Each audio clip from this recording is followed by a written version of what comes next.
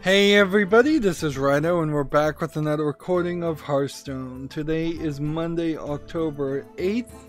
We're on the European account. I actually do have one quest left that I could do on the American account, but you know what? I don't think I have enough news to justify that, so instead I'm going to move over to the European account and we're going to deal with these. So I need to play Druid and win Druid and then defeat Monster Hunter battles. That's all pretty easy to do, so let's hop into the game and do that. Feels like a little bit of a laid-back Monday. I guess I would also like to get to rank 20. I saw Criterion put out a video that I haven't watched yet, saying he lost at rank 50, so he must have made a new account and actually lost against somebody at rank 50. I am not surprised, though. You know, there will be people like Criterion in particular, like professional streamers that have decided to make new accounts and they will be playing against people who have never played Hearthstone again. The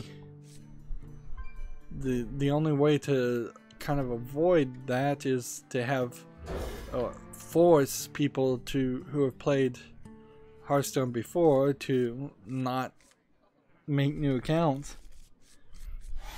and I don't know how you really do that without like real name identification and reality. TechRaptor has an article. There is a rumor that Sony is planning backwards compatibility for the PlayStation 5. They better. is my response to that. Like, no duh. Of course. Why wouldn't you? I get the idea that PlayStation 3 isn't backwards. The PlayStation 4 isn't backwards compatible to the PlayStation 3 because of that crazy cell processor, but that is the only pass that Sony is going to get. I think if you can't play PlayStation 4 games in some way on a PlayStation 5, I don't think people would want to buy a PlayStation 5. The Xbox One has been really good about backwards compatibility, considering it's really not backwards compatible as far as I understand it. Instead, it is this system of you put in a Xbox 360 disc and then it downloads a Xbox One version.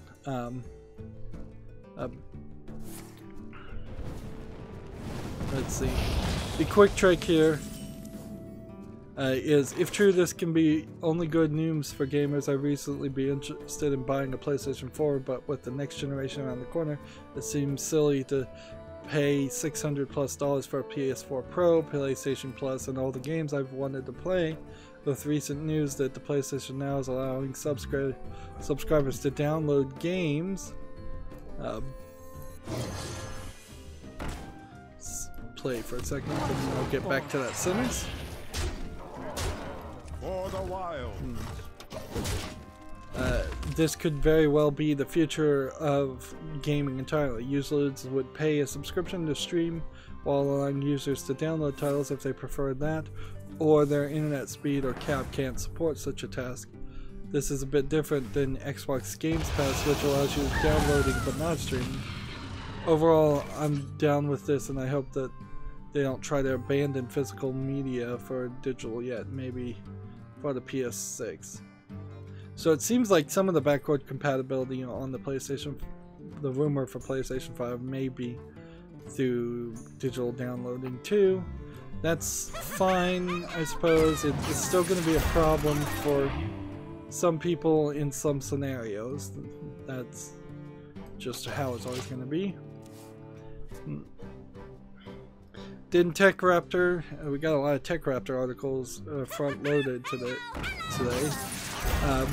Has an article, Assassin's Creed's modern story has outstayed its welcome. Now, I never get the apostrophe right on possession. my understanding, and I could be totally wrong about this, and I'd like some correction here, I probably should look it up, is that if you're talking about something somebody owns, for instance, an assassin owns the creed, then it should be assassins with an S, then the apostrophe at the end. And then in this instance, because the name of the game is Assassin's Creed, you would also have the creed with an S and an apostrophe at the end. But right now, and I don't know if I'm wrong or TechRaptor's wrong, it is the opposite of that. It is instead assassin apostrophe S, creed apostrophe S. So yeah, I'd like somebody to correct me on that. Didn't pay enough attention in English class, clearly. If you want to talk about boring classes, think about all those English classes. Anyways, I kind of agree with their opinion piece here. I'm not going to really read it. In general terms, the modern stuff never really needed to exist. I think what would probably happen if you were to try to completely eliminate it is you'd run into some trouble. Just because you would have to retexture and re-explain some features, particularly in the early series. Remember in Assassin's Creed 1, there were glitches all over the place, there were walls all over the place. So it really was designed as an explanation of why the area in the game was so limited in Assassin's Creed 1, Assassin's Creed 2. So you'd have to re-explain or retexture all that. I think you probably could have put a different story to it that it says this is just a simulation, and at the beginning you do something super simple like beginning simulation, and then that would have been the end of all you needed to explain. The ancient alien stuff could go. I would argue it's the ancient alien stuff that needs to go more than a modern time. That you could have easily had Assassin's Creed as a series do the ancient alien storyline, fine. Without that being a problem. It's the fact that there's these pieces of Eden all around, and that those are magical items, and that the world is coming to an end. That's the stuff that is too crazy. But also, I don't know how you fix that, because Ubisoft has already watered down that aspect as much as I think it can. So if they fully abandon it, I think they would get too many people complaining.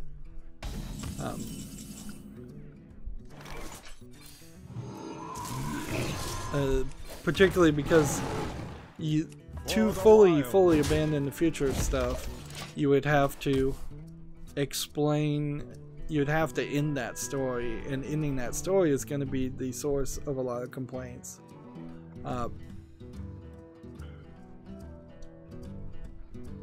So I don't know how you do that, and I don't think Ubisoft knows how to do it.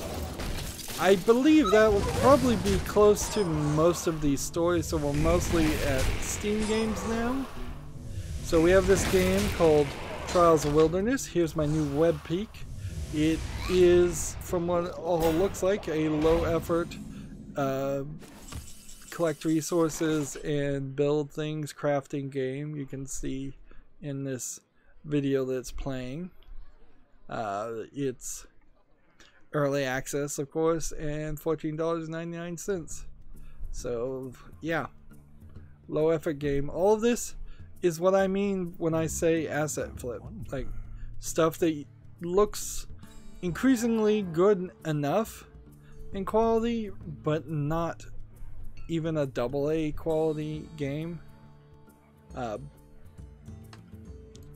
am dying over here on Hearthstone like crazy. I might as well just concede because I'm gonna lose. Like, asset flips have gotten pretty good because that's what the whole idea of asset flipping is that you get a mediocre looking game, something that would have been acceptable for a Windows 95 game, something that might have been even groundbreaking and amazing in a Windows 95 game, but it's coming out in 2018. So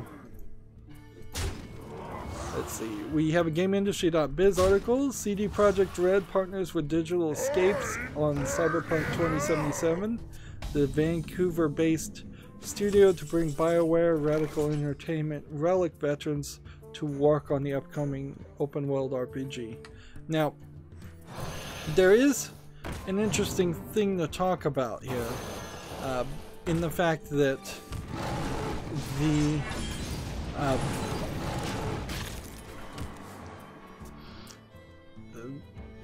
they have said that Cyberpunk 2077 is somewhere around, I don't know the real number, but 90% complete. And this partnership tells me that they've decided to make the game bigger, or what they meant by 90% complete is slightly deceptive. Because, yeah, you could play the main story and have all the main features 90% completed, and then you could hire a second team or second company, as it seems they're doing, to make more level designs, make more weapon skins and weapon styles, make more character designs and people that you interact with, write more dialogue, write more story, and just expand it. Borderlands 2, which I guess I'm still playing, I still have the DLC to do, it was in a very similar way the same thing, where if you did a director's cut on Borderlands 2 and just had you play through the main story missions and got rid of all the optional missions, you'd have a nice tight 10-hour game that arguably would be way too serious, but even the main game is way too serious. As it is, it's way too serious. But having potentially 2K entertainment work with Gearbox and add more optional missions, I think definitely expanded it. Now, at a certain point, I'm starting to get to the idea of maybe shorter is better,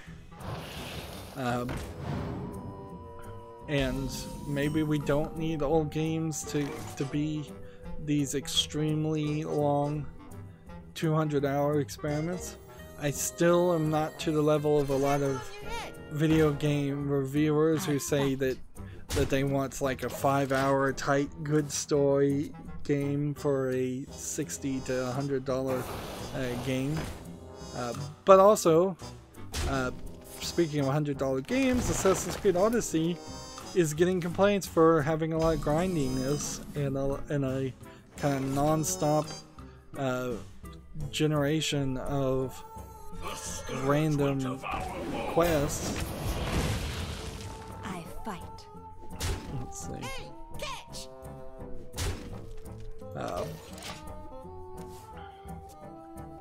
So I do believe I'd like to see the prices go down and no more season pass BS that pushes games into way more expensive than they seem like at first glance, and no more dragging games out. Skyrim's another great example of a game that's just drug out and wastes the player's time in a lot of places. If anything, I'd say Borderlands 2 and Skyrim in a lot of ways fails to give you reasons to go to certain areas and experience those areas in depth. So the game could have been even more drug out, or it could have half as big of a map and had more things to do in the map. Of course, one of my complaints about Borderlands 2 also was that the area of opportunity that you only spend about an hour in once, and you really have no reason to ever go back to opportunity. That game also kind of fails to make it to spread out missions throughout opportunity. So you have the exact same or extremely similar missions side by side of each other. This GameIndustry.biz article says this is part of a long-term strategic cooperation between CD Projekt Red and Digital Escapes. I'm not sure Digital Escapes has been around that long. Let's see. For Cyberpunk 2077, Digital Escapes will work with CD Projekt Red to create various technologies for uses in the game's development. That is a very, very generic game. Digital Escapes is made up of industry veterans from projects such as Company of Heroes, Warhammer 40k, Dying Light, and Prototype. And Prototype's an old one. See, and I need to play a bunch of Druid class cards, and I guess I don't have much in the way of Druid class cards. Let's come over here and try this custom Druid and see what that's like. Let's see. Gamatsu has the same story. CD Projekt Red establishes long-term partnership with Digital Escape Studios. I'm running into a lot of similar stories. Gamatsu, I like the way Gamatsu formats their articles because they, generally speaking, put the important information right at the bottom. They tag things, and they say their last sentence is Cyberpunk 2077 will be available for PS4, Xbox One, and PC. And that's really the important information that I would like to know before anything else is, hey, is this game even close to something I could play? Moving on, we have this game called Saturnine. Let's see. Saturnine is a horror survival adventure game. I bet it is a bit of a walking simulator, if I was to guess. A horror survival adventure tells me walking simulator. I'm watching the trailer and it's showing me a slightly nicer asset flipped looking world. Generally speaking, if you're in a dark forest or a brightly lit open field, there's a good chance that it falls close to my description of an asset flip. And now I'm watching the trailer and it's all just dark screenshot syndrome because it's all set at night. So they trick you with asset flip footage of it being brightly lit, but I think the vast majority of the game is spent at nighttime where you don't see anything. Yeah, this game looks terrible. It's $1.99. I am definitely looking for feedback on the web peak feature I've established here and made. If you like it, if you find it's a distraction, let me know in the comments or in the chat. I feel like this helps a little bit, and it keeps what I'm doing and what I'm talking about a little bit better connected. Or at least that is my hope. I may turn around and hate it myself. It is not without some small amount of extra effort. Because I do have to hold the button to do the web peak feature. and there's also some danger in it, certainly. We've got a game on Steam called Real Winners Victory Ball. It looks like it is a standard player versus player game. Let's see if it's multiplayer. Multiplayer only, local multiplayer, local co-op. I don't think it has any online feature at all. There's been way too many of these games, and to be fair, Real Winners Victory Ball does sound like it is. It does visually look kind of more polished than you would think, but still really isn't amazingly good graphics. And that is a very low effort name, Real Winners Victory Ball. Your magic shall not it requires a controller. It's $7.99, which is way too expensive. Online, it seems not to exist. And let's see, has this developer made anything else? No. So, no confidence at all in that ever selling enough or becoming popular enough to have any relevancy. Let's see, next we have a game called Wardens of the Amber Cage, which looks to me like a low effort asset for dungeon crawler. Seems like you're gonna just have a dungeon crawler and you're shooting things. It's early access. It's $24.99. Wow. Let me look at all the other screenshots and see if there's anything here. It says it has online multiplayer, but I'm looking at the health bar alone, and in the health bar you run into this issue of there's literally no polish on it. It's just a square. It's just a rectangle that fills with a color. And let's see if this developer's made anything else. No, they haven't. And man, most of these games suck. It's so bad. And yeah, there is a chance that over the weekend there was a collection of really bad games that we could be talking about, but we aren't. There's also a chance that there could be a collection of really good games that we're not talking about because I missed them. Next we have a game on Steam called Hinterholt 2.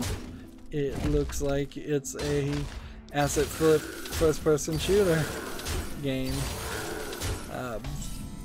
with the slightly low polygon animation style. The low polygon you can see in the texture. That's what I mean by low polygon when I use that phrase. I've been developing this language and not visually explaining it very well. The red one tastes like cherries.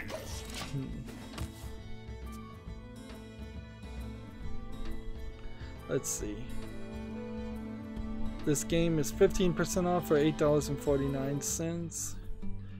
I wouldn't be really interested in a single player only first person shooter asset flip game. And I'm kind of wasting time by even looking at the other games the developers made. Apparently they also have made a series called Think to Die, which seems like it's slightly well reviewed. These games actually seem to get positive reviews out of 20 to 40 players. Although Think to Die has 260 people who liked it because it was free to play. What to do? Let's see. Think to Die is a platforming game. It looks like it's one of those games where you randomly die over and over again for reasons that aren't obvious at first. One of those frustration style games, which I'm not 100% sure what the sales pitch is on those. packs a punch.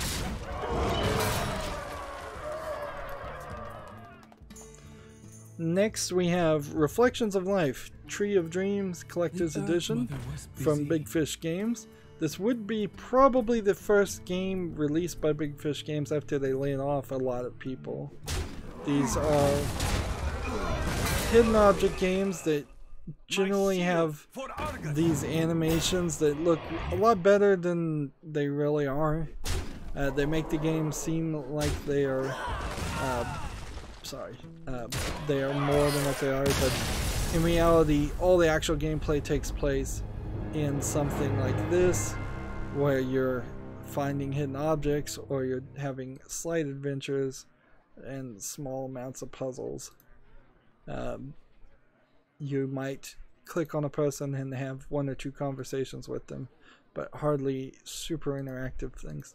These games sell, certainly. I'm not sure if they don't sell better on mobile games, though. But don't be fooled by these loading cutscenes. And let's see, it's still $12.99 with no discount, as all Big Fish games tend to be.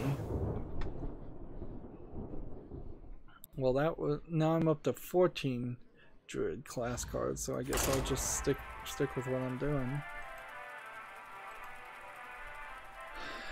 TechRaptor has an article, Understanding the Differences Between Assassin's Creed Odyssey's Guided and Exploration Mode.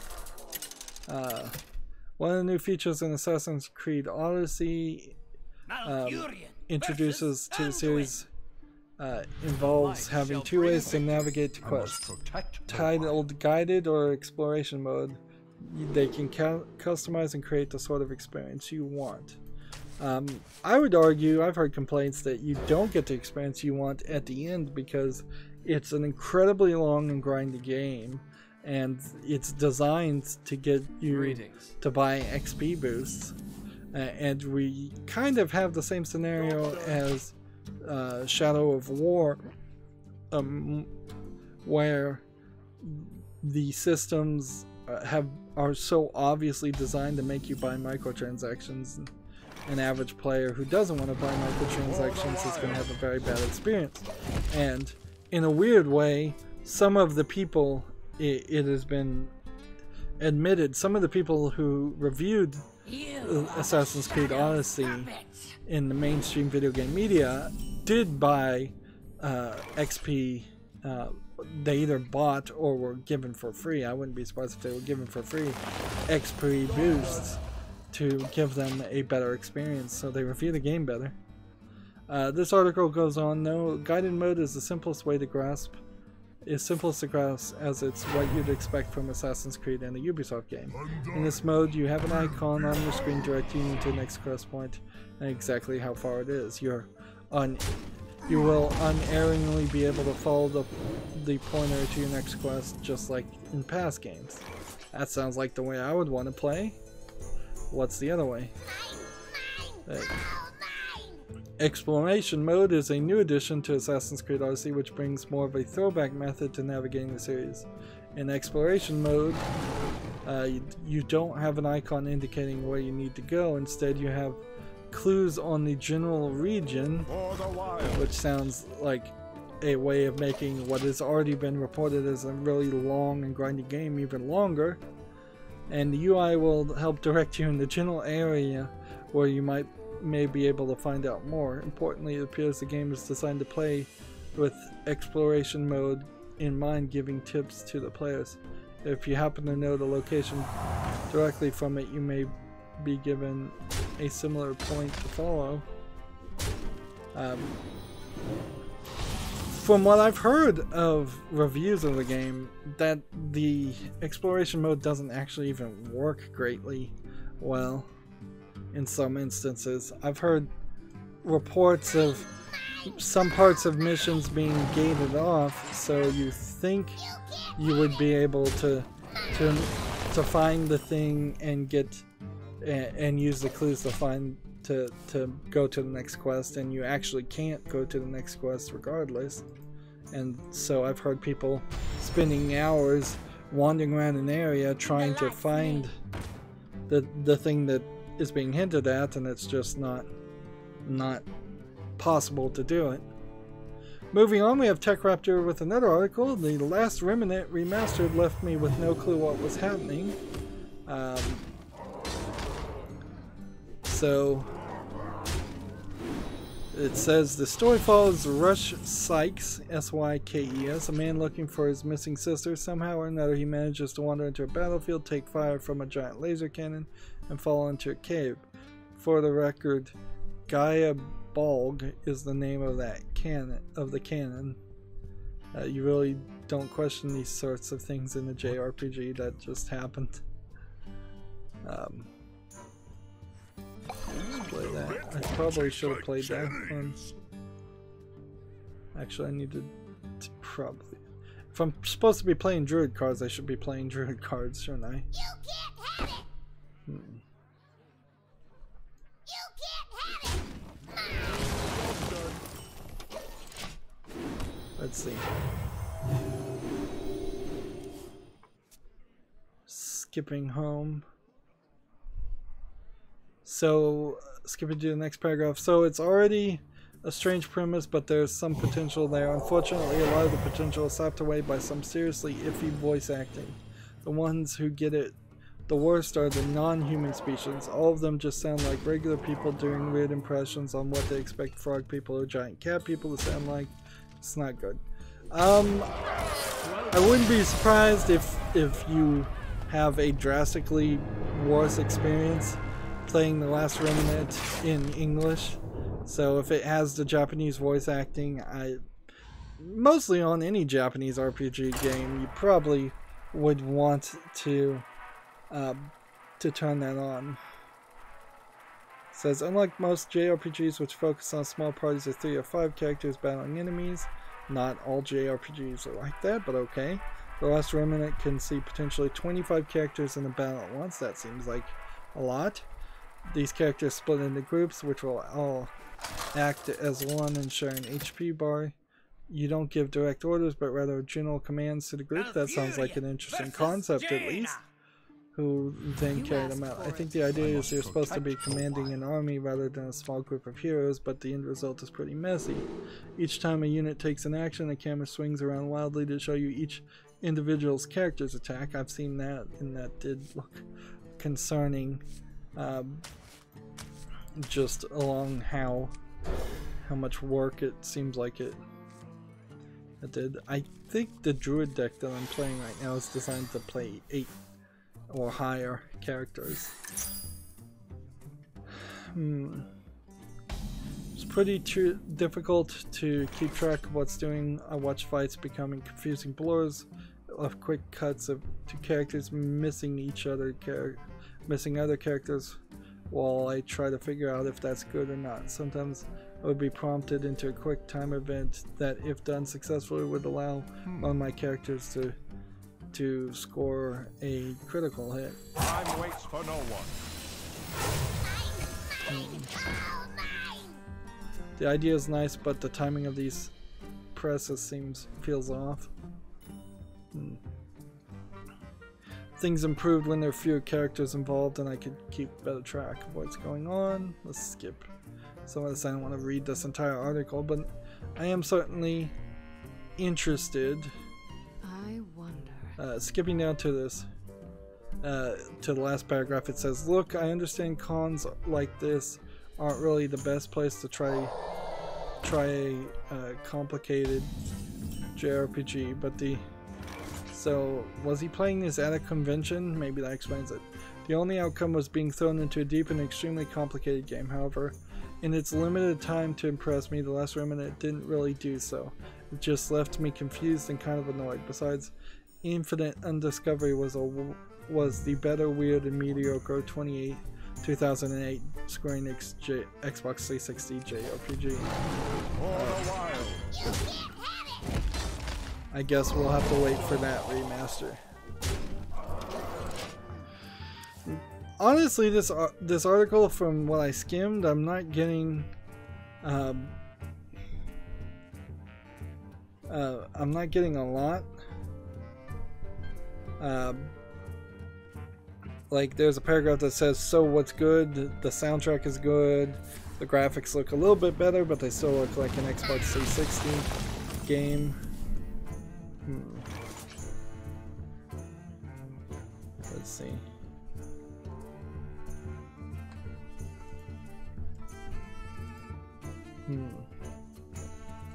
Of course, I also still, this didn't really add anything that would help me decide to play The Last Remnant. I still have a lot of reservations on playing a standalone old JRPG that doesn't feel like it has a lot of relevance. If I was going to play a JRPG, I think it would make still a lot more sense to play Final Fantasy or something better. Ni no Kuni 2, which is on PC, or if Ni no Kuni 1 came out on PC. Or, you know, work my way into it and play just Nier Automata, which is a game that I do want to play. I just haven't gotten around to it. Nier Automata has its own issues though because of all the different endings. I'm not sure how many of them I'd actually bother to try and get. Probably not all of them. Moving on, we have a story from Gamasutra, which would be the first Gamasutra story for today. The Icons developer Wavedash Games has laid off the majority of the staff. It's an Oakland-based indie studio. I've never heard of Icons, so that Icons Combat Arena, it was added to Steam Early Access this summer. So there's an update here.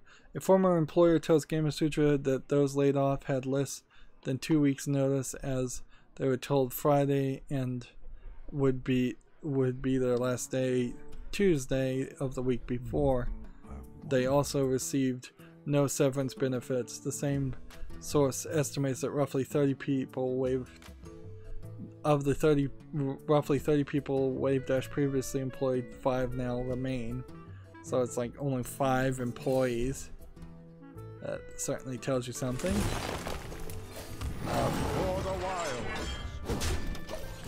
But honestly, if you only have 30 people in your company too, you were a growing upstart, and growing upstarts are basically the equivalent of trying to run a restaurant, and most restaurants fail, and I think most growing upstart game companies fail. Again, they bring up this idea of severance. The United States does not have a federal law, as far as I know, that says everybody gets severances always, no matter what. Like, let's see. I worked for a job, to not give out too much details, I worked for a job that had a union that laid me off laid off a lot of people, and I don't think any of them got severance at all. I'm pretty sure I didn't, and I had worked there for 5 years. Severance is just this concept that certainly I guess you have to push and say we all deserve severance, but that's really not something that happens. Severance is basically, oh, we want to be nice and we're going to give you some money so you don't get too mad at the company and come back and, I don't know, break on windows. I don't want to say anything more inflammatory than that as a example.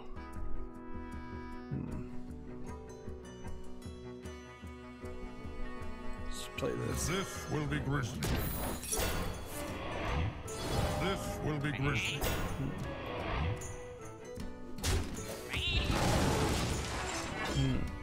The same is true for 2 weeks too. The 2 weeks idea is a misnomer. Like, it's also kind of a trick.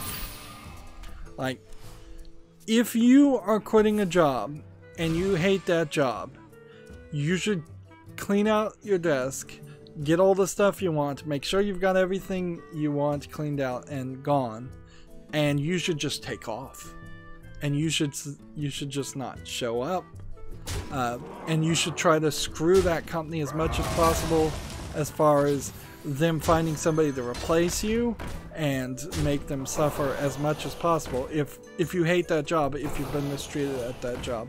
This is one of the few things you can really do to an employer that really makes them suffer, is to just disappear and just ghost the job. If you like the job and you don't want to burn bridges and you're going to use that job as a reference to get your next job, then you don't do that and you offer to work for two weeks while they try to find a new employee. That is an offer by you as the employer to continue working, and it is an offer that the company in no way has to accept.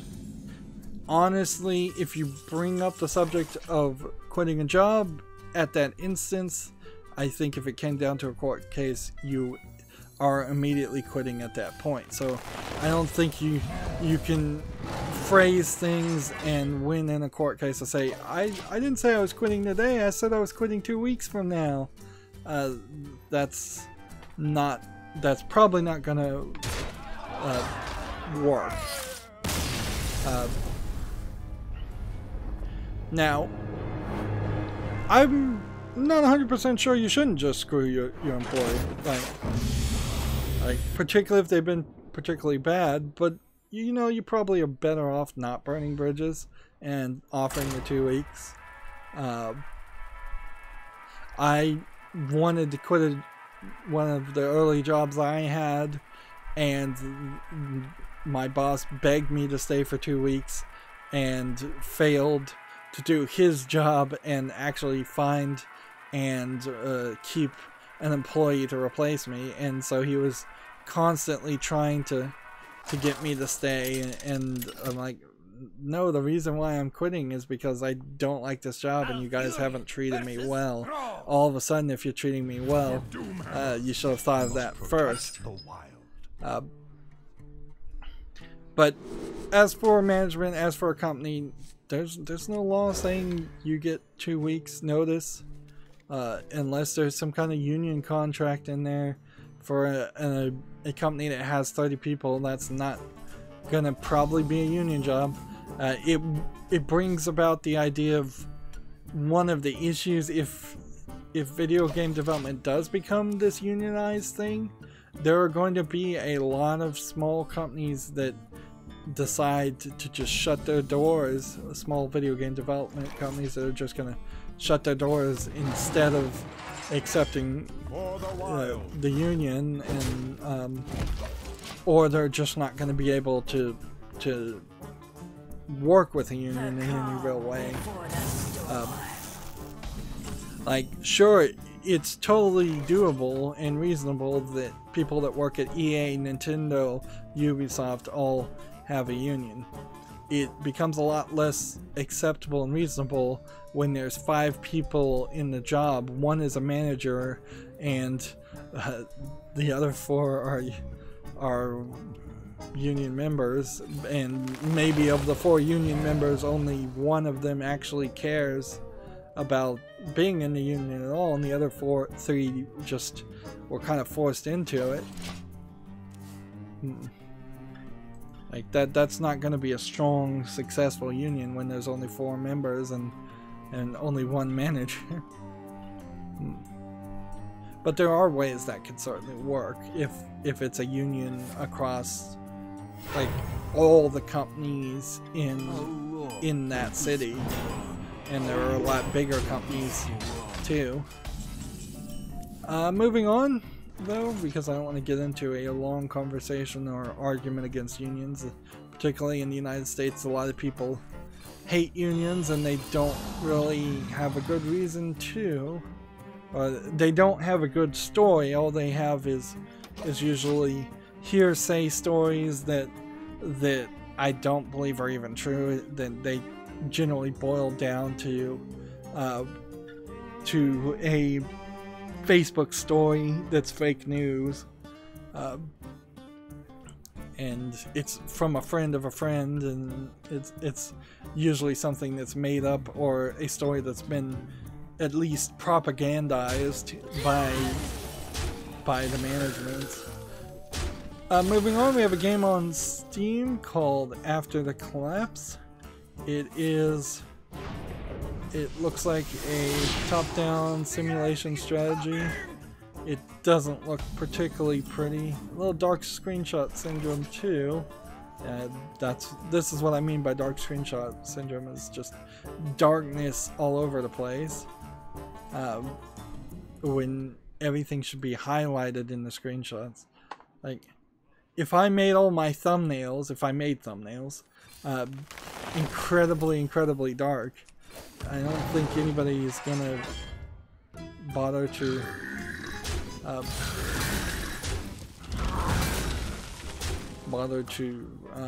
For the wild.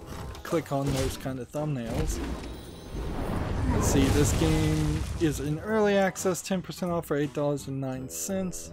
After the Collapse does not look like an $8.09 worthy game. Some of these, it's After the Collapse, a post-apocalyptic base building game. Some of these games are hitting a point where they now introduce a decent enough collection of let's see.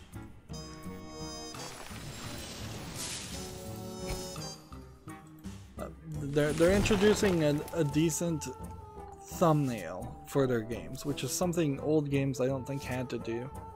Yeah, the developer of After the Collapse made another game called Unending Galaxy that has mixed reviews of 75 user reviews, so I'm not interested there. And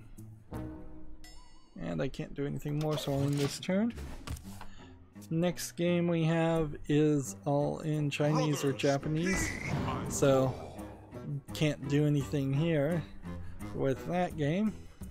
I suppose now I could start showing off things like this and saying, hey, if you can read that, you'd know what game I'm talking about. This is a weird VR game where you're seeing a VR troll, so it's like, it must be like a VR multiplayer game, or perhaps the troll is telling you what to do and tutorializing you. It's single player only, and it's only in simplified Chinese, so yeah, this is a VR 99 cents game. It's called, this is one of those instances where the name is also different, VR 203 tutorial for 99 cents. Yep. More and more we're gonna see bad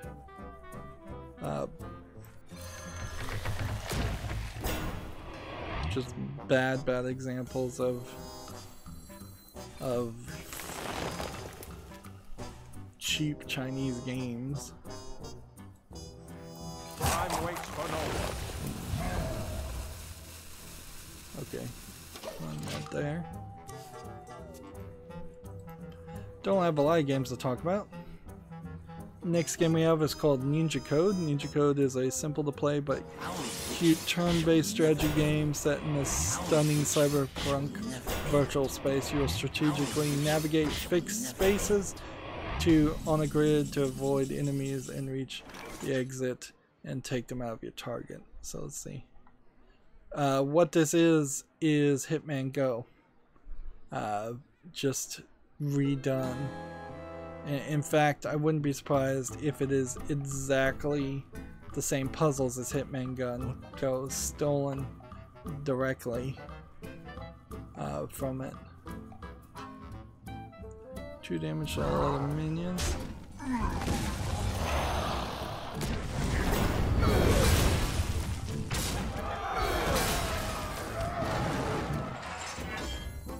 Let's go ahead and play that card. I'm never gonna need it. Yep. So this kind of game, when you have a single color background like this, when you have simple menus like this, these are what I call single screen Unity games. They are basically always made in something like Unity, very simply.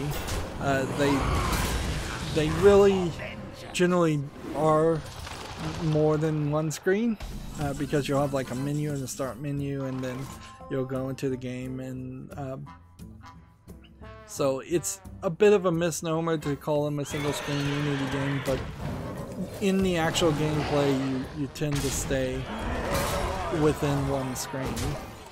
Ninja Code is 20% off for $3.99. What's this? Let's see if it even says how many puzzles there are in this. Nope, there's not even a description of this. These are very generic shapes. Like this shadow silhouette may be an asset flip, and making a generic square or line or another square or some lines is not hard at all. But you certainly can get a lot of polish more than this. Let's see. Interestingly enough, this developer made a game called Witch Sword that is 75% positive of 12 user reviews, which looks like it is a lot better looking. So the developer, this is Witch Sword, which is a 2.5D infinite runner hack and slasher. I think this is a much more interesting game than a Hitman Go ripoff.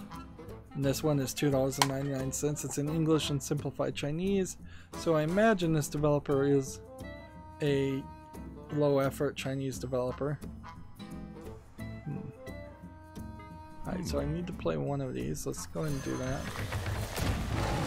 For the wild. I should have killed that. Next we have a game on Steam called Abyss. It says it's a full-fledged role-playing project called Abyss, a multiplayer survival action game.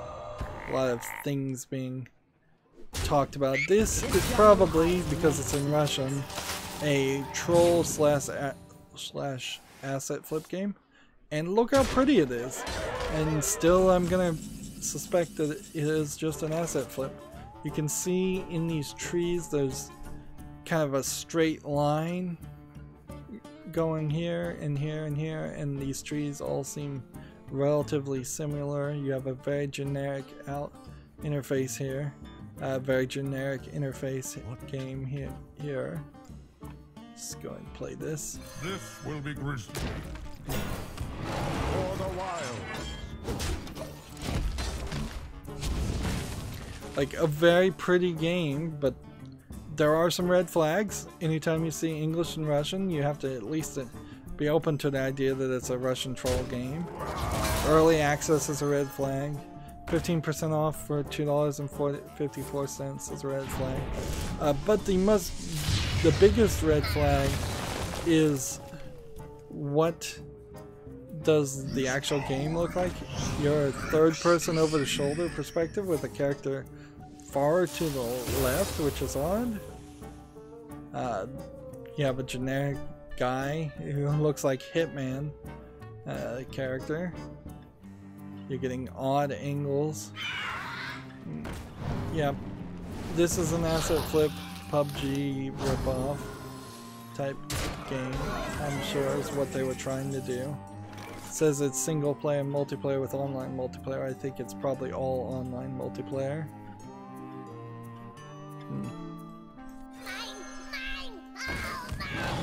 So I'm probably gonna be a little less heavy on pressing the web peek button though.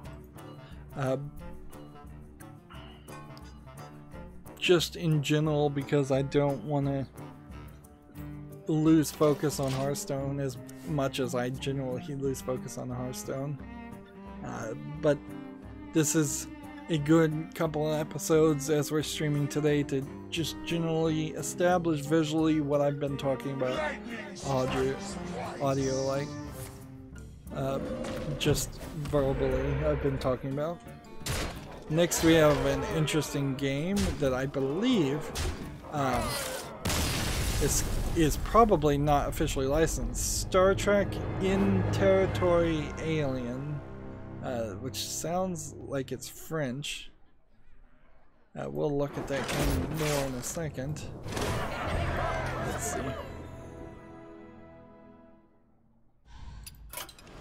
I think that leaves me with just one, and a pretty easy one at that. So let's quickly switch over to the Asian account and start that loading, and then I can do the web peek over here. So it's supposed to be a free-to-play massive multiplayer RPG. Just look at the... If this is supposed to be data, it doesn't look right. So I don't know if this is just like a bad animator. Here, a character that, if that's supposed to be Beverly Crusher, that doesn't look right either. The developers here don't seem like they're the right developers.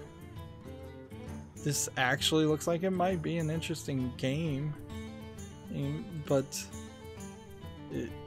I don't think they got the license here. This looks like this is just, we stole a concept and we put it out there, and it's all in French. Yeah, this game is only in French. No English support. So you're gonna make a massive MMO game, or at least a massive multiplayer online. That's what MMO stands for, and you don't even support English. English not supported, free to play game. So the only thing we could do here is see what the developers made otherwise, and they haven't made anything. The fact that the animation is wrong, and that there's probably not a TM trademark anywhere in any of this description, is weird. Let's look at this publisher. This publisher also has not published anything else. This looks like, how can you get a Star Trek game on Steam and nobody DMCA it? Like, here you see it's Star Trek in Alien Territory in French, trademark. Free game 2017. It's coming out January 2018. So I don't know, maybe they're porting some kind of cell phone game or something. Let's get into Hearthstone again. So if I win 2 games, one with the Druid and Hunter, and then just play a bunch of Divine Shield minions, I'll probably get all 3 of these done. So start with Spell Hunter and play over here. Well, since it's a French game, I can't put it on the wish list. I don't think I've wish listed any game today. Next we have either a Chinese or Japanese game. Tao Hao asked. Let's see. I want to scroll down here and just kind of make sure that there's no nudity, because the Asian games tend to be the ones. Yeah, this seems like it's probably mostly a text-based game with some anime character in the background. In case you don't know what an anime character is, here's big eyes, angular, generally drawn to look not very human, small, young, not sometimes not anywhere close to human proportions at all, but the vast majority of this game is all text, and that's not typical. And yes, it's a simplified Chinese game and early access for 99 cents, so no issue there. I do kind of think I probably will have to. I'm gonna just hold on to all these cards on Hearthstone. I probably am gonna have to make it switch back after a second, 2 seconds, or maybe 3 seconds. I think the delay is probably not long enough. Next game we have on Steam is called a Stickman Reality, which these Stickman games come and go, and they're low effort things that seem to have been search engine optimized. Like, I get it, at some small point Stickman animations were cool and they were trending high on Reddit, but that does not make a VR game at all. No free-to-play VR game. I guess the price is right, but it's probably not worth your time to play that game. So close that tab. I'm gonna go ahead and play this, and then return. Let's see. Next we have a game on Steam, Criminal Pursuit Force, which says it's an action driving arcade racing open world game. This is typically a kind of game that feels like it's designed to get little kids to get their parents to buy. It's low polygon, bad textures everywhere. It's trying to be something like a GTA game where you play as the police, so it might be a little bit more interesting. I certainly could see if there was a really good quality game out there by some good quality racing car companies that have made things like Forza, for example. They could make a game like this and it worked. But when it is basically a studio you've never heard of and it looks horrible, it's not worth anybody's time. Criminal Pursuit Force is 70% off for $1.49. It's probably a cell phone port. It comes from a developer who made another game called Flying Simulator that never got any reviews at all. So you take that for whatever that means. Let's see. Gonna end the turn. Next we have a game on Steam called Chaos Sector, and then a bunch of Chinese or Japanese words. It's a turn-based universe strategy game where you rule planets and worlds. So let's see. It has kind of a old school animation style. It doesn't look terrible in its interface, considering it's a top-down like strategy game.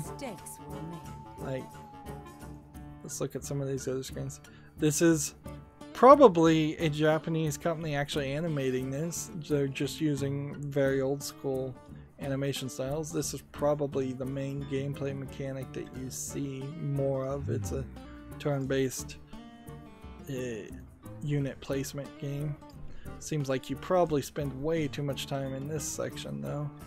There's a lot of screenshots of this game, which that's good, certainly, to skip through.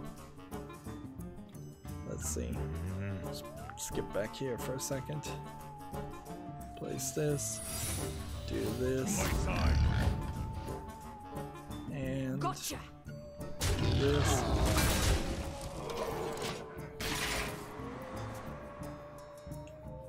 So it's a English and simplified Chinese game, so I guess maybe not Japanese animated. 17% off for $11.69.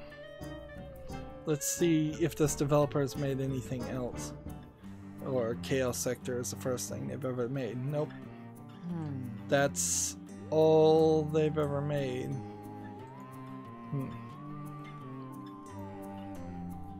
Like, what's funny here is when you click on the new beta for developers, it puts you on new releases by default.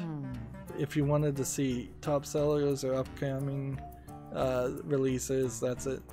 Interesting, this developer has reviewed a different game's development, and I wonder if that's a conspiracy of the same company developing a lot under different companies. Now the other weird thing is when you click it, the same name as a publisher, you get the same same information. So that is weird. They're describing themselves as an independent developer devoted to retro style games. Devote, or I guess that maybe could be devotee. Hey, I won because the guy quit. But actually that game didn't look too bad. I'm just not super into the idea of playing strategy games.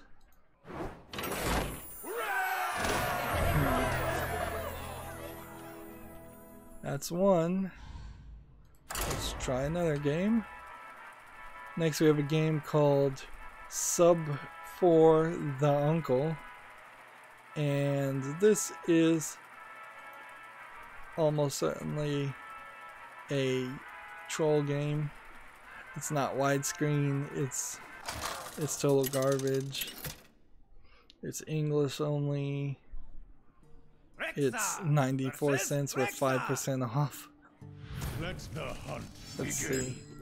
see what this developer has made. Nope, this developer has not made anything according to this, which probably means this game is already banned from Steam. Like, he's not published anything. Like, even if this isn't a troll game, it's such an extremely low effort development. It's just, I mean, and low effort's probably the wrong phrase. Maybe what I should say is it's just an extremely low quality, low outcome. Maybe they put a ton of effort into this, and this is as good as they could do. Maybe, I mean, I'm not in the mind of the developers. I would have to really retrain my phrasing, though, to call them anything than low effort games, and I think calling them low effort games is the right move. Speaking of low effort games, the next game we have is It's a Racing Game, which that's at least a low effort title and a low effort name. And all of the rest of this, while it looks relatively good, particularly if this was a mobile game, is just kind of Unity asset flips. Like, you can buy all of this and with a moderate week's worth of work, merge it all together. Heck, some of these things you can just buy and they are all put together in the first place. This game only has one achievement, which is a red flag, because that tends to indicate that it's designed to sell so you get 100% achievement completions. It's 10% off for $5.39. That's another red flag. Let's go ahead and play this. In the turn, because high cost, high valued game for a low effort game. This developer has made a game called Shitstorm, or Poopstorm as I normally would have called it, but since that's the actual name, I guess I can't censor myself there. And this game, when you hover over here, it says overall user reviews, and 7 user reviews is not even enough to get a percentage on it. So yeah, I don't know what you can say or do with things like that. It just seems like it's a troll developer for as much as anything else. Next we have a game on Steam called Space Ashes, which looks like a RPG Maker style of animation, just on the face of it. Let's skip. We're suffering from dark screenshot syndrome again. Like, it seems like it's a top-down twin stick shooter. Like, if this is your character, maybe. Who would really want to play a game like this, though, where you can barely see any of the screen? I'm sorry, I just like bright, colorful things. That's why I'm always drawn to the anime games, and even though there's quite a lot of those anime sex games, I love that they exist. In all actuality, I would not actually play them. But I appreciate that they're there, and I like looking at their screenshots. Whereas this game, Space Ashes, seems like you're a twin stick shooter in a tank that shoots flames, and you're, for the most part, seem to be fighting just generic green blobs. It's 15% off for $4.24. Oh, and I believe this is a troll developer that put this game on, because this name sounds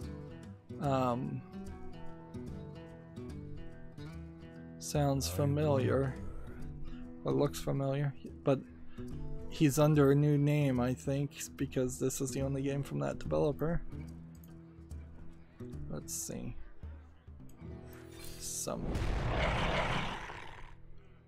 And attack. Job done. Next we have a game called Vulcan Sacrifice, which looks like maybe this is a joke game that's good, or maybe it isn't. It says Forge the Mountain Shackles.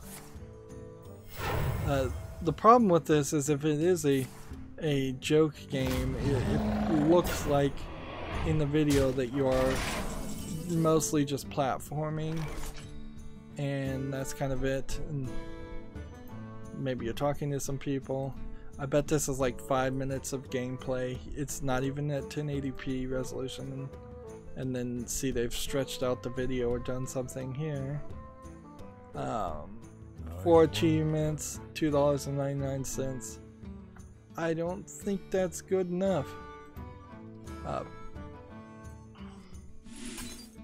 That.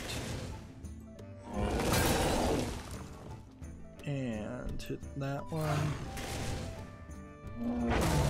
Hit that one. That one, that one, and that one. Gosh. Let me win!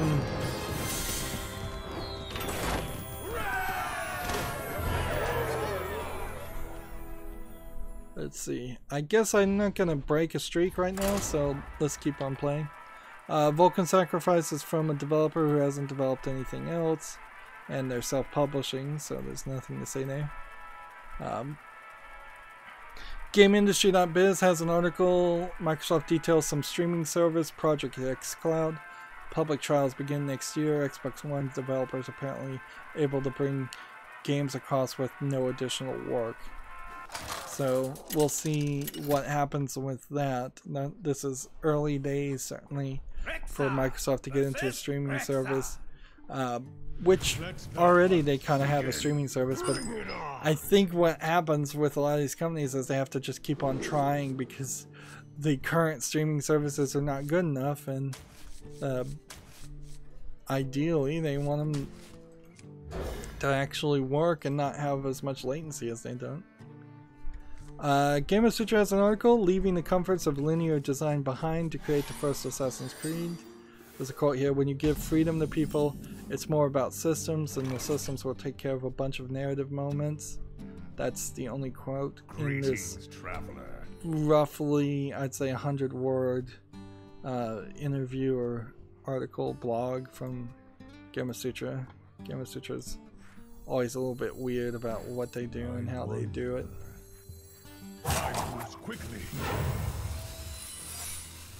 Let's see. Gamatsu has an article. Will: A Wonderful World for Switch launches October 18th.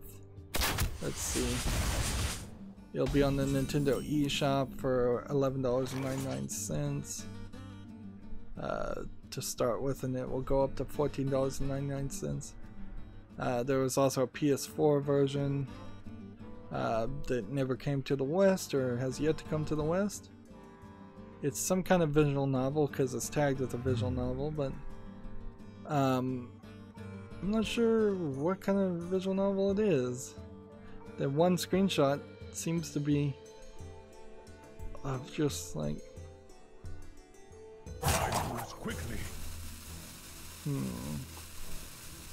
Yeah, I'm really trying to figure out what this game is. Like key features. Redesigned to perfectly tell the tale into the Switch. Receive letters from people seeking help. Investigate their situations and after their fate. The stories of characters are gradually revealed to you in the letters you write. It seems like it's mostly just reading. It's an investigation reading visual novel type game. Let's see.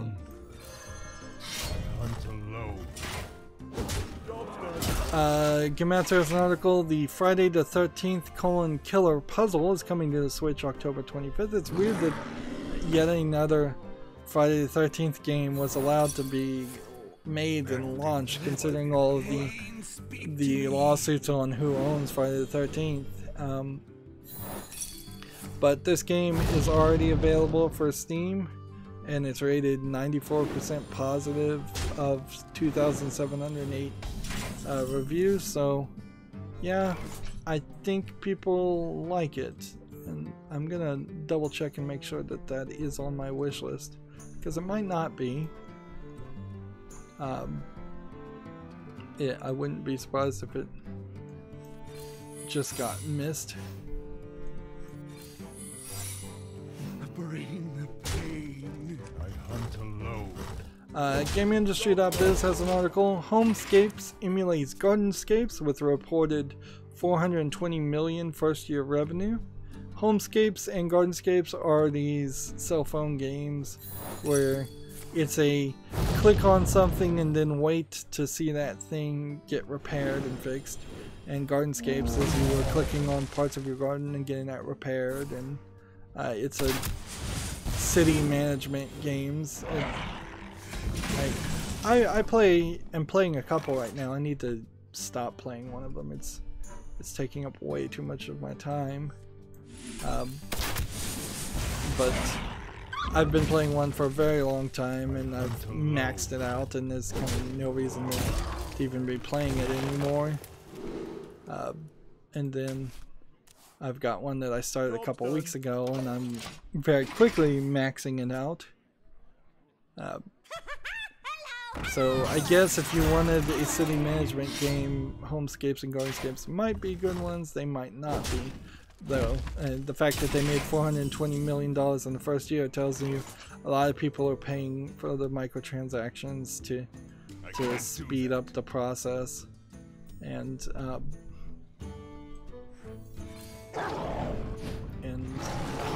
generally speaking, just ruin the pay extra.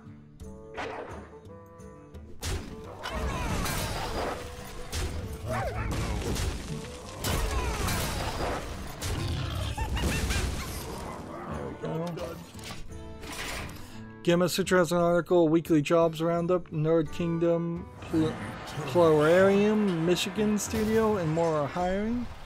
So I probably have talked about all of this, but New Moon Production is looking for an HTML5 game developer in Hamburg, Germany. I'm not sure you can really develop games that are HTML5 compatible, because while HTML5 seems to be an amazing improvement over previous versions of HTML, it's still not at a state where I feel like you can make actual games run well on them.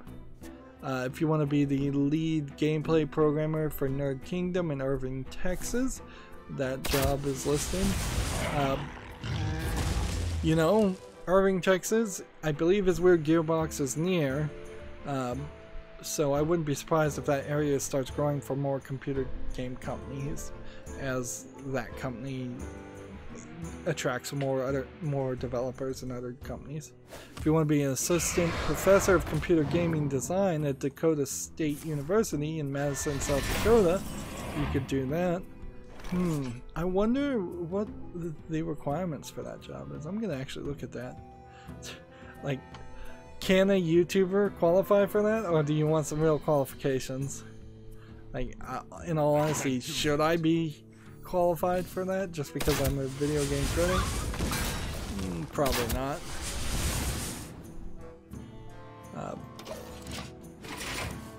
If you want to be the UX lead, or I assume that's user experience in for Spatula Land. That's Spatialand in Venice, California. There's a listing. And if you want to be the general game designer for Plurarium, Plarum Michigan Studio, that's in Portage, Michigan. Let's see.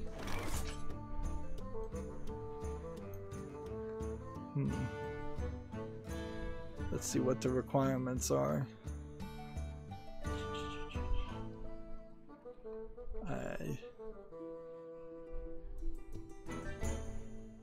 I wonder. Applicants are expected to have a strong background and publication record or potential to publish. Examples may include game analytics, game engine development, gameplay programming, project classes, and special topic courses in the area of the candidate's specialty.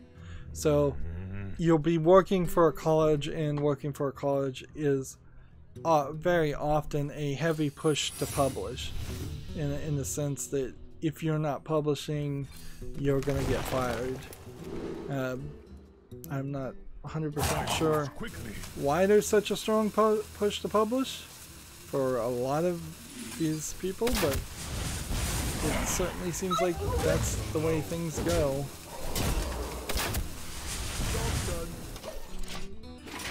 Moving on to the next article, GameIndustry.biz has an article, more Halo leads and Fumito Ueda, that's UEDA, join Reboot Develop Blue 2019 lineup.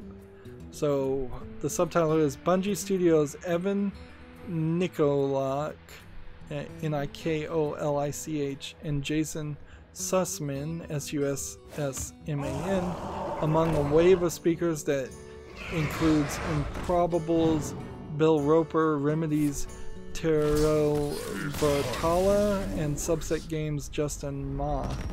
There's a lot of weird names. We're still getting a win streak, so riding a wave. And I'm almost out of news too, so we'll be in a weird position here in this last game.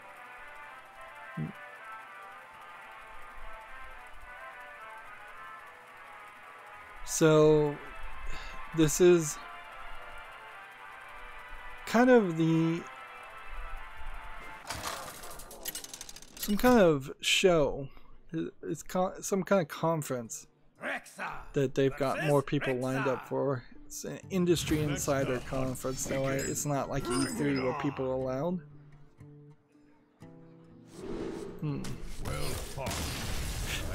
That's a nice victory.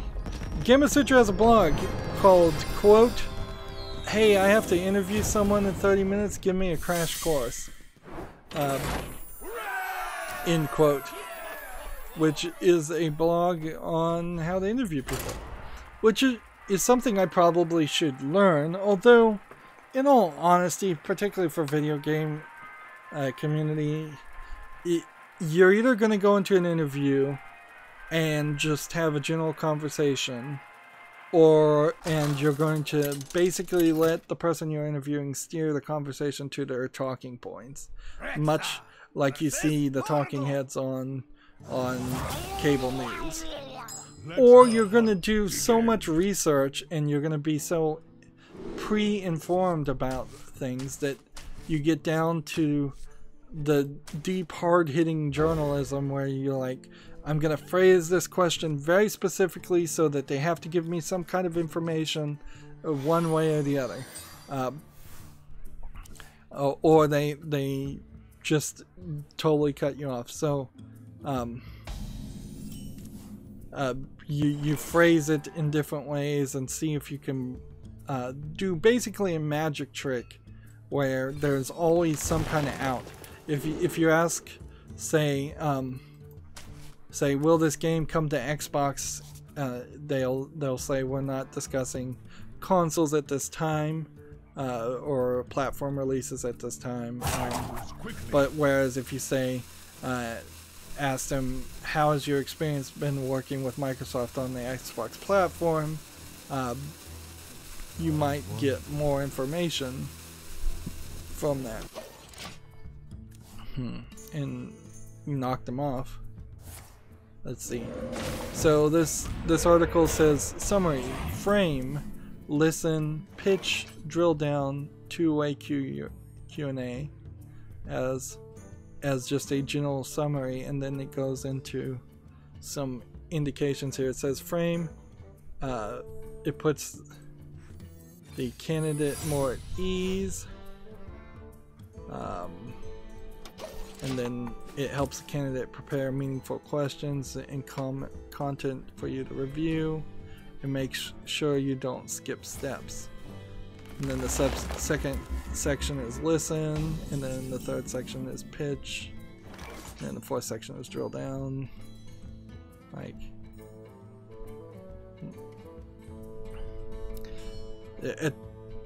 and then the last part is two-way question Q&A. And then there's a section that says warning, do not do these things. And then in summary. Let's see.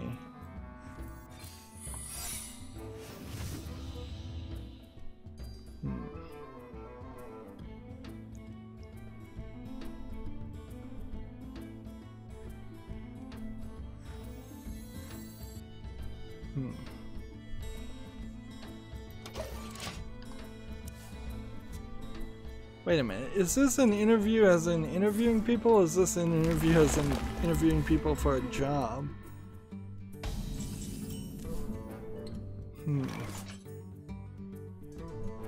Oh, this is interviewing people for a job. I've misunderstood this entire article. Yeah. Yeah, this is literally for the hiring managers and a blog for hiring managers of video game developers to hire more employees. And it has nothing to do with, like, see, I've been just so in my own head. I didn't even think about that. Well, in a way, I imagine you could get some tips from both. But yeah, this whole article, since I was just skimming it and reading the title things, it does, yeah, make a little bit more sense. I'd be much more interested in learning how to interview people, but honestly, I don't think I'd end up interviewing anybody anyways, ever. So it's probably not something I needed to hyper focus on. Moving on, GameIndustry.biz has an article, What's Up with Sega's Retro Strategy? DLC Sega explains its unfocused approach to legacy content, subset games on the importance of in-house ports, and 38 Studios vet talks in the inevitability of unionization. So this is like 3 articles all mixed together. There's a quote. Sega has been a mess about re-releasing their content, but inherently I don't know if it really hurts the release of their content at all. Like, if anything, it may work perfectly fine because it gives every person the opportunity to, in 5 different directions, purchase the game how they want to purchase it.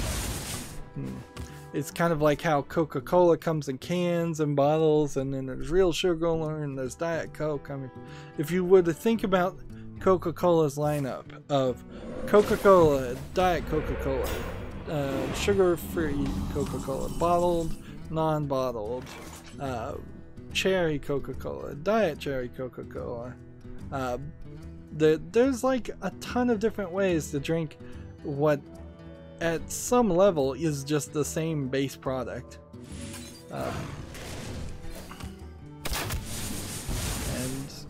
And nobody really complains that there's too many options on how to have it your way. Basically for Coke, I don't think that releasing the same games in multiple different ways is a big issue.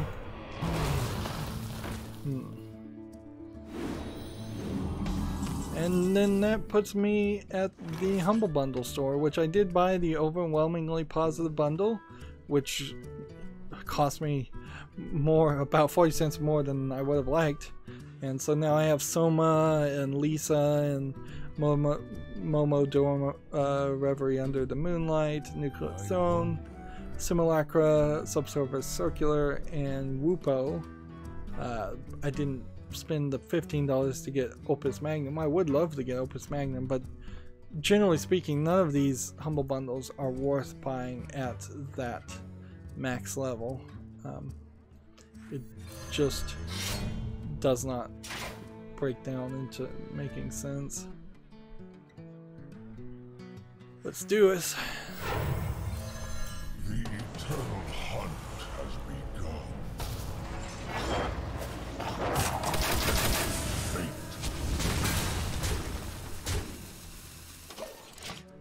Let's see. Humble Bundle has Make Electronics 2018, which is a bunch of Make Electronics ebooks. For $1 or $8 more, you unlock some more Make Electronics ebooks. Or pay $15, you get a lot more Make Electronics ebooks.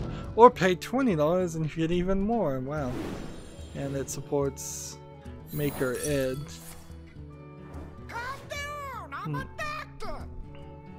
Honestly, you probably could go to a library and get Make Electronics books, magazines, and just check them out. There's a Doctor Who books, also Humble Bundle that's about to expire.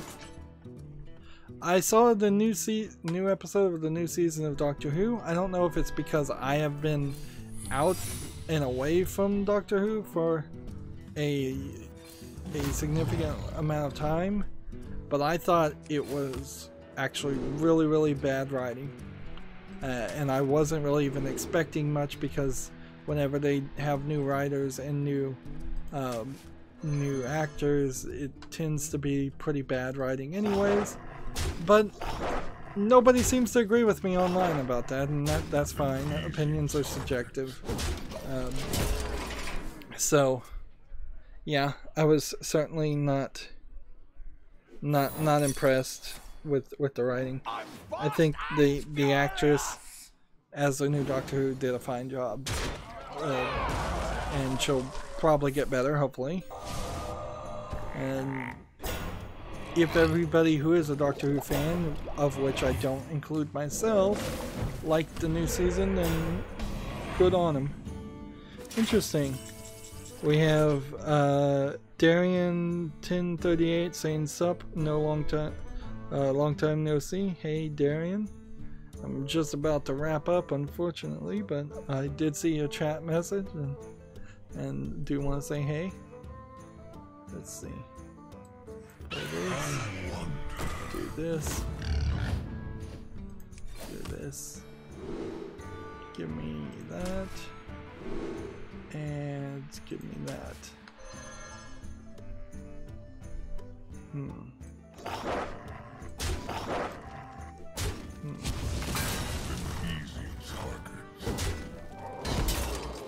And we'll just end there.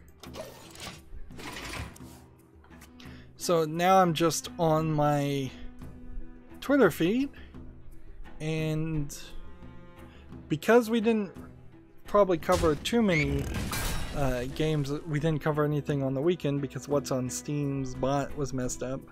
There probably was a whole list of things that did come out on Saturday and Sunday and we missed. Oh well. I reached out to Team YouTube for the problem with the videos not being embedded in my Twitter announcements anymore. They said they'd get back to me through email. They got back to me at email pretty several hours later, and they asked me to make a video showing how I set up and scheduled videos. I made the video and showed it to them. It's not like I'm doing anything special. The box is just by default clicked to share the Twitter. And And I certainly haven't changed anything over the course of time that it did. But as of 2 hours ago, it still is not fixed. I'm still not getting videos embedded on my thing. The good thing, I guess you could say, is at least YouTube responded, where Twitter completely ignored me. Like, they did not do anything at all. Which is insulting.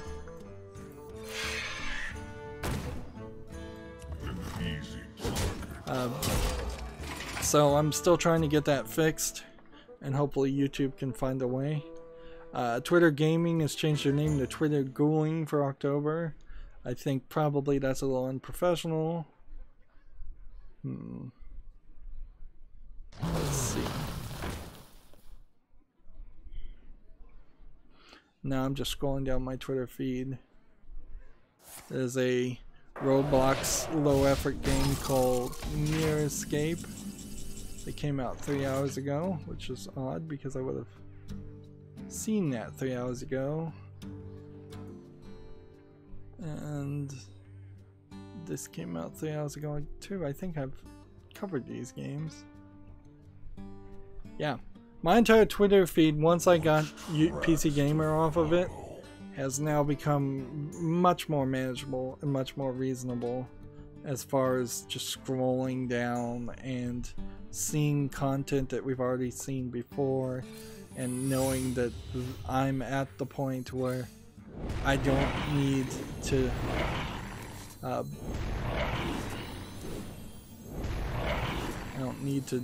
do or worry about anything else.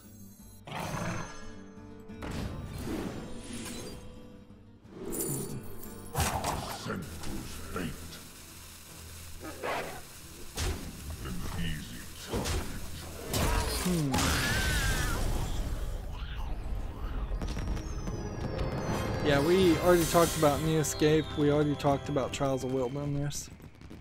There's literally one game that I've made to my wish list, or I'm gonna double check. I did get a couple of subscribers to my channel this week. That's nice. And we're still on this win streak run, so don't break the streak, it said is the rule. So I kind of have nothing to talk about, and I'm 40 minutes over. So how do I not break the streak and actually break the streak? Because if I got one more victory, I'd be in rank 20, and at that point it would be nice. Go ahead and take one of those. But what else do I have to talk about?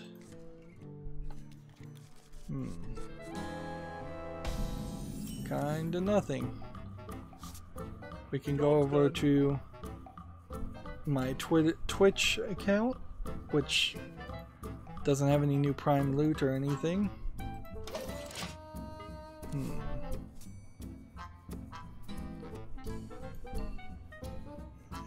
Yeah. I literally have kind of nothing to say.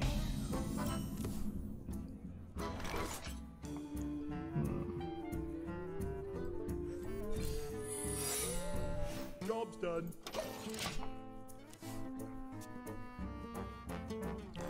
Things are airing on my channel. Yeah. That's about all I can say. Is like the Halloween content is airing on my channel. Seventh Guest, which was a old point and click adventure game. And I'm not sure I particularly went into Dead Space. Is probably the scariest game I played for this October. So we're not doing anything like the Cat Lady that was a deep psychological horror game, or anything like that. If anything, I'd say the Seventh Guest, in retrospect, is a very like childish horror game from a very old like early 1990s and I could have easily not played it. Layers of Fear, I guess, is somewhat horrific, but I didn't personally find any of it scary, so that's also an issue. This will be the last game of the stream. Breaking the streak or otherwise, it's just not worth it. So yeah, as far as YouTube, I'm hoping that they're actually investigating and working on it. I also mentioned just in general how bad the workflow is when scheduling videos, because it really is. I spend about 7 minutes getting videos scheduled to air per video when it really should be about 30 seconds. It takes a lot of time and a lot of mental energy and a lot of breaks. Everything I do these days takes a lot of breaks, and when I look at like the amount of recording I've gotten down to, it's 6 hours on days I record. Sometimes there are days when I take it completely off and don't do any. At best, it's 6 hours of actual content getting created. Creative people, and I'm really being generous by calling myself a creative person, need a lot of... I played that wrong. They need a lot of breaks in time to just let their brain relax, and so that they can do something. Ideally, I'm always trying to not make an hour-long video where I'm just sitting there in silence. I want to constantly be talking, I want to constantly be criticizing, and adding my voice to the message. That's... I hunt alone.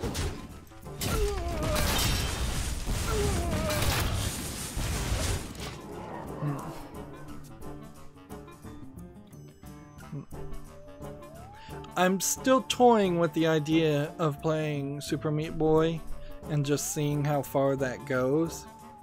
It could go really, really far, or it could go kind of nowhere.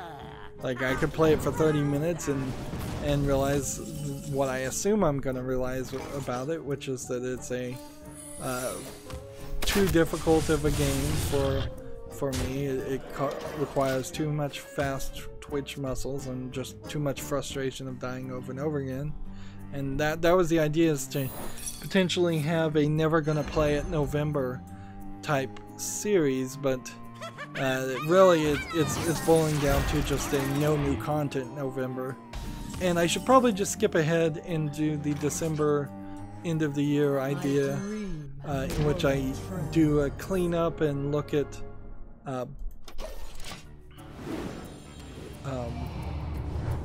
let's see, look at the wish list as it is, and just go through every single game. I think there needs to be a secondary list of games where I take some games and specifically put them on a just a notepad file, and then the notepad file would then, let's see,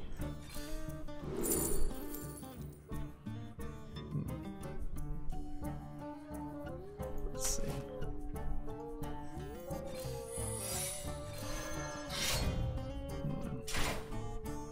I shall bring you rest.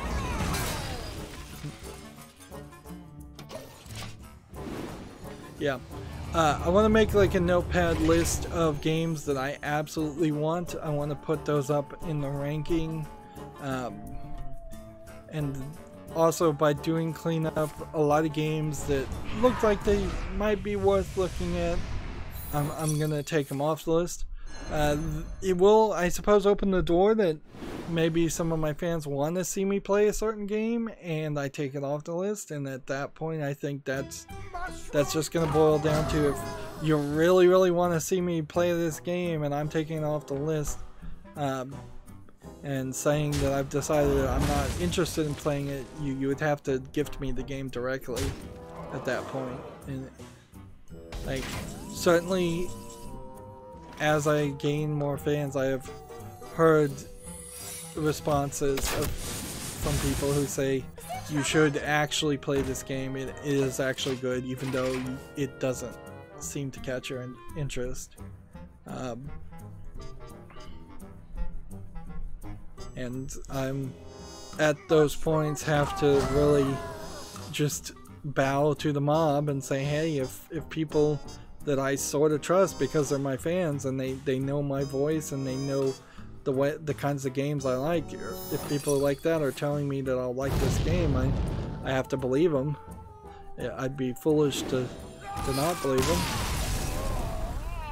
But for the most part, most games are not like that.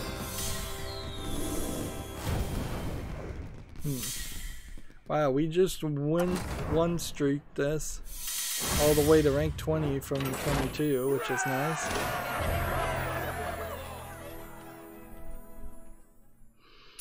So that's gonna be it for the stream. Let me know how you like the web peek as a feature. I'm probably gonna watch this video and to decide how I like it and see about just the timing on that. Did that give more information to make it better, or did that make it worse? I am 48 minutes over. I could have easily made a third recording at some point. That's going to be it for the stream. As always, I ask you to like, share, subscribe, comment, and watch every second of my videos because that helps me with YouTube. If you want to friend or follow me on Twitter, Tumblr, Google+, Steam, or Battle.net, or Twitch, all of that information is down below in the description. I think Twitch is down below in the description. It should be. And if you want to support me even further, you can support me through Patreon, or you can friend me on Steam and gift me a game or gift card. Thank you for watching. Have a good evening.